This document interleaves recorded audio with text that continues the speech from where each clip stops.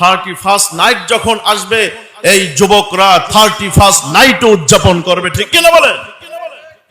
এই যুবকরা 31st night উদযাপন করে একজন যুবতী তার চরিত্র হরণ করে, একজন যুবক তার চরিত্র নষ্ট করে, একজন যুবতীর ইজ্জত নষ্ট হয়, সমাজের ভিতরে বিশৃঙ্খলার সৃষ্টি হয়, সর্বশেষ মানুষ ঈমান হারা হয়ে যায়, ঠিক কিনা বলেন?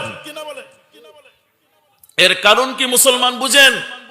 31st নাইট এটা আমাদের দেশের কোনো পালনীয় বিষয় নয়, এটা বাংলাদেশের কোনো পালনীয় বিষয় নয়, মুসলমানের কোনো পালনীয় কিছু নয়, মুসলমানের কোনো দিবস নয়, বাংলার কোনো দিবস নয়, বরং বাংলার দুশ্মন ইংরেজদের একটা দিবস, ঠিক কিনা? বুঝেন? এই 31st নাইট পালন করলে কি হয় যুবক? কান খাড়া করে আমার কথাটা শুনো। ডিসেম্বর মাস 31st নাইট ইতিহাস দেখলে দেখা যায়, তোমরাও টেস্ট করে দেখতে পারো, গুগলের ভিতরে, তোমরাও ইউটিউবের ভিতরে দেখতে পারো। এই 31st নাইট এটা পালন করত এই খ্রিস্টীয় শতাব্দীর আগে। এই খ্রিস্টীয়, এই যে আমরা 2000 সাল, এই 2000 সালের আগে রোমান মুশরিকরা তাহারা পালন করত। ওদের একটা দেবতার নাম ছিল জানুস। এই দেবতার দুইটা মুখ, একটা সামনের দিকে, একটা পিছনের দিকে। এরা মনে করত এই দেবতাই এদের ভাগ্য, ভালো মন্দ, খারাপ ভালো সবকিছু এই দেবতা ওদেরকে দান করে। বলেন না নাউজুবিল্লাহ? বলেন তো, ভালো মন্দ দেওয়ার মালিক কে? ইজ্জত বেইজ্জতের মালিক কে? কিন্তু এরা মনে করে সবকিছু এই দেবতাই দেয়। এরা মনে করে এর দুইটা মুখ, একটা পিছনে একটা সামনে। পিছনের মুখ দেখলে এরা মনে করে বিগত একটা বছর আমরা যে ভালো কাটাইছি এই দেবতার কারণেই কাটাইছি। এই জন্য 31শে ডিসেম্বর রাত 12টার ঠিক আগ মুহূর্তে এরা পিছনের মুখের কাছে যায়া ওই দেবতার কাছে বলে, হে জানুস দেবতা, একটা বছর যে ভালো কাটাইলাম তোমার অনুদানে, তোমার রহমে, তোমার দয়ায় আমরা কাটাইছি, সুতরাং তুমি আমাদেরকে রহম করেছো, তোমার করুণা, তোমার শুকরিয়া। এইভাবে তার কাছে প্রার্থনা করে। আর ঠিক যখন রাত 12টা 1 মিনিট হয়, সামনের দিকে যায়। সামনের দিকে যাওয়ার পরে এরা তার কাছে উপাসনা করে আর বলে, জানুস দেবতা, আমাদের সামনের একটা বছর জানি ভালো যায়, ভালো কাটে, তোমার কাছে আমরা সাহায্য চাই, তুমি আমাদের সামনের বছরটা ভালো কাটানোর ব্যবস্থা করো। বলেন না নাউজুবিল্লাহ? এই হলো 31st নাইটের ইতিহাস। কিন্তু দুঃখের বিষয়, পরিতাপের বিষয়, আজকে আমার যুব সমাজ বুঝে হোক না বুঝে হোক, ইউরোপীয় সংস্কৃতি বাংলার জমিনে মুসলমানের ঈমান ঘাতিক এই 31st নাইট উদযাপন করার মাধ্যমে মুসলমানের ইজ্জত, সম্মান, শেষ পর্যন্ত ঈমানটা পর্যন্ত নষ্ট করে দেয়, ঠিক কিনা বলেন? সুতরাং যুবকরা মনে রেখো, তোমরা এখানে মুসলমান, মাহফিলের কাতারে আগে থাকো, মসজিদে আগে থাকো, আবার তোমরা 31st নাইট উদযাপন করো, মেলা উদযাপন করো। এই সমস্ত করে কোনোদিন কোনো মানুষ ঈমানদার হতে পারে না, বরং এটা মুনাফিকদের আলামত। এই জন্যই কবি অনেক সুন্দর ভাষায় তোমাদেরকে কি বলে শোনো, দো রঙ্গি ছোর দো এক রঙ্গি বন যাও, দো রঙ্গি ছোর দো এক রঙ্গি হো যাও, সরাসর মোম হোয়া পত্থর বন যাও।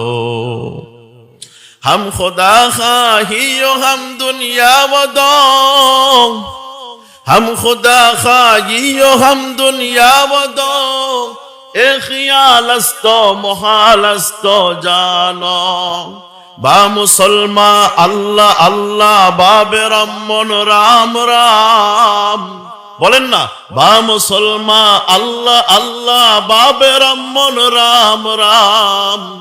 अल्लाह भी राजी रहे শয়তা भी নারাজ না হো। ও যুবকরা, তোমাদের এই চরিত্র, মুসলমানের সাথে যায় আল্লাহ আল্লাহ বলবা, আবার তোমরা মন্দিরে যায় রাম রাম বলবা। তুমি আর যা কিছু হও না কেন, নেতা হও আর খাতা হও, তুমি কোনোদিন মুসলমান হইতে পারো না, ঠিক কিনা? এটা মুসলমানের চরিত্র না। ও যুবকরা, তোমরা শুনে রাখো, আল্লাহ পাক রব্বুল আলামিন এই সমস্ত মানুষদেরকে বলে কি জানো? মুজাবজাবিনা বাইনা যালিকা লা ইলাহা উলা ওয়ালা ইলাহা উলা। আর এমন একটা দল যারা এইগুলো পায় না ওইগুলো পায় না। আমরা দেখি ভোটের সময় বড় বড় নেতারা যারা জীবনে দাড়ি টুপি দেখতে পারে না, মাদ্রাসা মসজিদ দেখতে পারে না, আলেম ওলামা দেখতে পারে না, এরাও একটা সময় এমন হয়ে যায়, যায়া ঠিক যখন ভোটের সময় আসে টুপিটা মাথায় লাগাইয়া এরা মসজিদে আইসা দোয়া চায়, ঠিক কিনা বলেন? আবার যখন ভোটের সময় হয় হিন্দুদের কাছে যায়, যায়া পূজা করে, ভারতে যায়া দিল্লিতে যায়া পূজা করে, এমন দৃষ্টান্ত আছে কিনা বলেন? ও মুসলমান, এইটা কোনোদিন মুসলমানের স্বভাব হতে পারে না। আল্লাহ পাক রব্বুল আলামিন এদেরকেই বলেন মুজাবজাবিনা বাইনা যালিকা লা ইলাহা উলা ওয়ালা ইলাহা উলা। এরা এমন নেতা, এরা এমন মুসলমান, এরা দুনিয়াও পাবে না, আখিরাতও পাবে না, এইগুলো পাবে না, ওইগুলো পাবে না। আমরা এমন হইতে চাই? আল্লাহ পাক আপনাকে আমাকে বলেন কি জানেন? আপনাকে আমাকে বলেন, ইয়া আইয়ুহাল্লাযীনা আমানু দুখুলু ফিস সিলমি কাফা ওয়া লা তাত্তাবিউ খুতুওয়াতিশ শাইতান। আল্লাহ পাক রব্বুল আলামিন মুসলমান যুবকরা, তোমরা আমরা ভালো কাজও করি, খারাপ কাজও করি, আল্লাহ পাক তোমাদেরকে আমাদেরকে বলেন, হে ঈমানদার বান্দা বান্দীরা, তোমরা পরিপূর্ণভাবে ঈমানের ভিতরে ঢুকো, পরিপূর্ণভাবে ইসলামের ভিতরে ঢুকো, পরিপূর্ণভাবে দ্বীনের ভিতরে ঢুকো। ও মুসলমান, আপনার আমার চরিত্র, আপনার আমার আখলাক, আমার আপনার আচরণ কত বেশ কম। আমরা তো মসজিদেও যাই, মন্দিরেও যাই, মাজারেও যাই, কিন্তু আল্লাহর নবীর সাহাবা, এই আয়াত যার শানে নাজিল হইছেন, আল্লাহর নবীর সাহাবী আব্দুল্লাহ ইবনে সালাম রাদিয়াল্লাহু তাআলা আনহু, তিনি মুসলমান হইছেন। মুসলমান হওয়ার পরে পাক্কা মুসলমান হইছেন। আল্লাহর নবীর পিছনে নামাজ পড়েন, তিনি মক্কা মদিনায় হজ করেন, তিনি সব বিধান পালন করেন, সব কিছু পালন করেন, শুধু একটা জিনিস মানেন কিন্তু পালন করেন না। অর্থাৎ তিনি উটের গোশত খান না। কারণ হলো দীর্ঘদিন যাবত আগের ধর্মে ছিল, সেই ধর্মে উটের গোশত খাওয়া হইতো না। আব্দুল্লাহ ইবনে সালাম রাদিয়াল্লাহু তাআলা আনহু, তিনি উটের গোশত হালাল জানেন, মানেন, সব কিছু ঠিক আছে, কিন্তু তারপরও তিনি উটের গোশত খায় না। কারণ কি? জানে সব মানে ইসলাম, কিন্তু খায় না। একটু তার ভিতরে কেমন জানি লাগে, আগের ধর্মে থাকতে খাইতো না। এইটা আল্লাহর কাছে পছন্দ হয় নাই, আল্লাহর কাছে পছন্দ হয় নাই। আল্লাহ পাক রব্বুল আলামিন কোরআনের আয়াত নাজিল করে বলেন, হে ঈমানদার বান্দা বান্দীরা, তোমরা পরিপূর্ণভাবে ইসলামে ঢুকো। ও আব্দুল্লাহ ইবনে সালাম, আগের ধর্মে থাকতে তুমি গোশত খাইতা না, উটের গোশত, কিন্তু তুমি এখন মুসলমান হইছো, ইসলামের ভিতরে ঢুকছো, তোমাকে ইসলামের হুকুম পালন করার জন্য এখন উটের গোশত তোমাকে খাইতে হবে। সুবহানাল্লাহ। দেখছেন,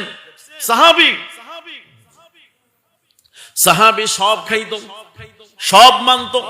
আপনার আমার মতন মুসলমান না, ভালো মুসলমান, সব ঠিক আছে, কিন্তু একটা মাত্র বিধান, তিনি আল্লাহ পাকের একটা বিধান পালনও করত, মানত, জানতো, সবই ঠিক আছে, কিন্তু একটু অভক্তি লাগতো, খাইতো না। আল্লাহর কাছে পছন্দ হয় নাই। আল্লাহ পাক বলছেন, হে ঈমানদার, ঈমানের ভিতরে কোনো ফাঁক থাকলে চলবে না। ও মুসলমান, তোমরা আমরা বিজাতিদের সংস্কৃতি পালন করি, হিন্দুদের নিয়ম নীতি পালন করি, আমাদের জীবনের প্রতিটা ক্ষেত্রে বিবাহ শাদী থেকে শুরু করে গায়ে হলুদ থেকে শুরু করে যত বিধান আছে হিন্দুদের রসম আমরা পালন করি কিনা বলেন? মুসলমানদের নীতিতে তো এইগুলা নাই। গায়ে হলুদ মুসলমানদের রীতিতে নাই, হিন্দুদের রীতি। কুলানিয়া ঘরে আগায় নাই বউকে, কত রকমের বিবাহতে হাজার হাজার নিয়ম, সব হিন্দু নিয়ম নীতি আমরা পালন করি। বলি পালন করলে সমস্যাটা কি? সমস্যাটা কি শোনেন, আল্লাহর নবী হাদিসের ভিতরে বলেন আলমারউ মা মান আহাব্বা। আল্লাহর নবী জানাইয়া দিয়েছেন, হো আমার উম্মত, মনে রাখো তুমি দুনিয়াকে যার সাথে ভালোবাসা রাখবা, দুনিয়াতে যার সাথে সম্পর্ক রাখবা, তোমার হাসরও কিন্তু তার সাথে হয়ে যাবে। দুনিয়াতে যদি মুসলমানের সাথে সম্পর্ক রাখো, সাহাবাদের সাথে সম্পর্ক রাখো, আলেম ওলামাদের সাথে সম্পর্ক রাখো, কোরআনের সাথে সম্পর্ক রাখো, তোমার সম্পর্ক কাল কিয়ামতের ময়দানে তোমার জান্নাতে নিয়ে যাইবে। সুবহানাল্লাহ। আর যদি তোমার সম্পর্কটা হয় হিন্দুয়ানি রসমের দিকে, তাহলে কিন্তু কাল হিন্দুদের কবরে তোমাকে, হিন্দুদের সাথে তোমার হাসর নাসর হবে, ওদের সাথেই তোমাকে জাহান্নামে যেতে হবে। নাউজুবিল্লাহ।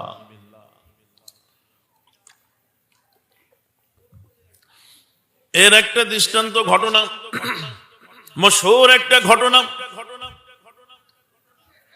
আপনারাও শুনে থাকবেন, জেনে থাকবেন। একটা মশহুর ঘটনা, একজন আলেম মক্কা নগরীতে মারা গেছেন, তাকে মক্কা শরীফে দাফন করা হয়েছে। মক্কা শরীফের নিয়ম হলো 1 বছর পর পর কবর পুরান হয়ে গেলে ওখানে আর একটা কবর দেওয়া হয়। 1 বছর পরে এই আলেমের কবর কোনো কারণবশত আর একটা কবর দেওয়ার কারণে সেইখানে যখন খোদাই করা হয়েছে, যখন ওইখানে কবর খুঁজছে, খোঁজার পরে দেখে এই লাশটা তো কাপড়ে পেঁচানো, কেমন জানি মনে হয় এখনো তাজা লাশ, কেবল কেমন জানি মনে হয় কেবল এখানে দাফন করা হয়েছে। সুবহানাল্লাহ। লাশ তো পচে নাই, গলে নাই, কিচ্ছু হয় নাই। তাহাদের কৌতূহল বেড়ে গেল। এখন ওই লাশের মাথা যখন খোলা শুরু করলো, যখন লাশের কাফন মুখ খোলা শুরু করলো, মুখ খোলার পরে দেখে, কিরে আমরা তো এখানে একজন আলেমকে দাফন করেছিলাম, এখন তো আলেমের কবর আর এখানে নাই, এখন দেখি একজন মহিলার কবর এখানে।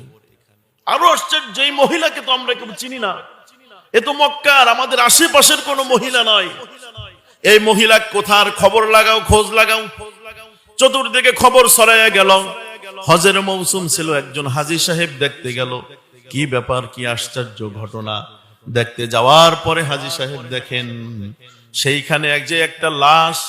এই লাশ তো মক্কা নগরীর কোন মুসলমানের লাশ না, এই লাশ তো কোন মুসলমানের মক্কার লাশ না, বরং একটা ফ্রান্সের একটা মহিলার লাশ। সুবহানাল্লাহ।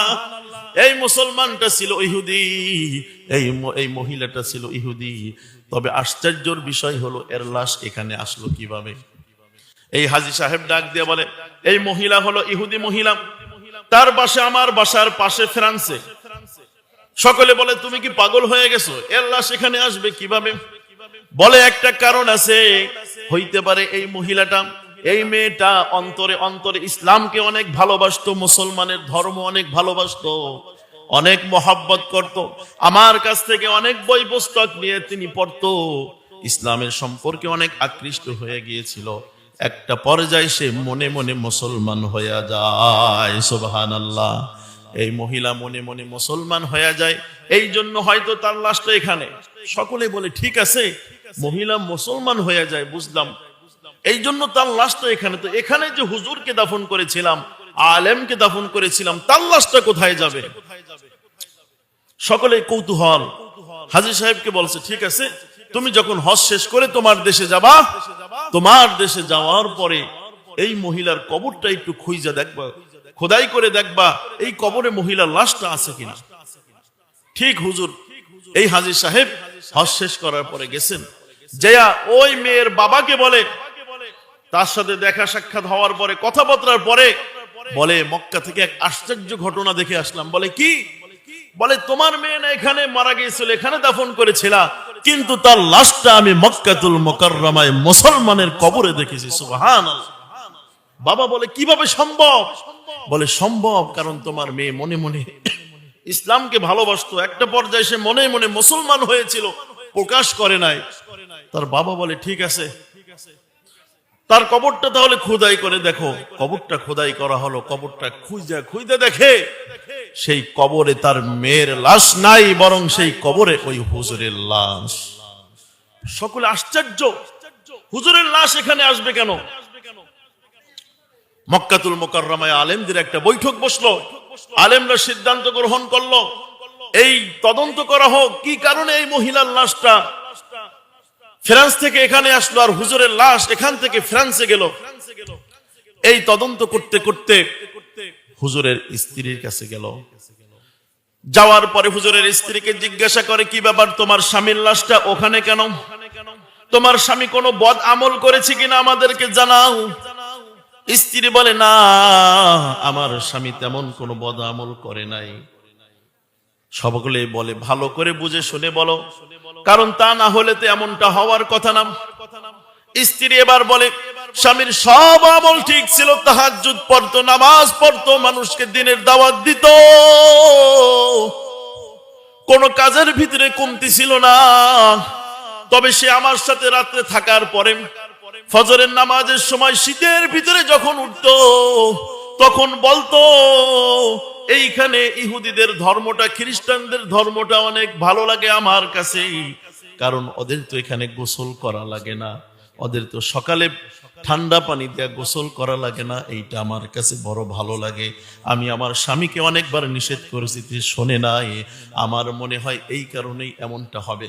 আলেমরা ডাক দিয়ে বলে, হয় বুঝছি, থামো, তোমাকে আর আমাদের বুঝাইতে হবে না, তোমার স্বামী সব ঠিক ছিল, শুধু একটা আমলের ভিতরে গরমিল থাকার কারণে আল্লাহর কাছে বড় অপছন্দ হয়ে গেছেন।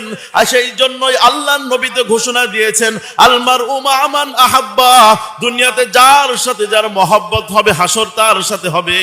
তোমার স্বামীর মহব্বত ছিল হিন্দুদের, এই খ্রিস্টানদের একটা আমলের উপরে, সেই জন্য আল্লাহ তার হাসর খ্রিস্টানদের সাথে বানায়া দিছে। নাউজুবিল্লাহ। তাহলে চিন্তা করেন, মুসলমান একটা আমল, তাও তিনি সবই করত, শুধু মনে মনে একটু ঘৃণা করত, মনে মনে একটু ওইটাকে ভালোবাসতো। আল্লাহ সেটাকে বরদাস্ত করেন নাই, পছন্দ করেন নাই।